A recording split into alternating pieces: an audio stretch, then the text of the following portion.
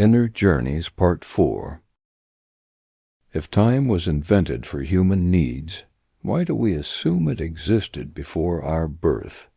Going further, the existence of time is only a theory that doesn't necessarily apply to all of existence. Does the concept of time apply to every living organism, even to the plant world? Is time only present where intelligent life exists, even though we cannot prove that either? Question: is the Creator's thought process tied to time or not? Answer: if the Creator exists beyond time, then his thinking must also be timeless, encompassing all possibilities at once. Perhaps the Creator endures rather than passes, unlike our perception tied to our understanding of time. Question: can consciousness function independently of physical reality?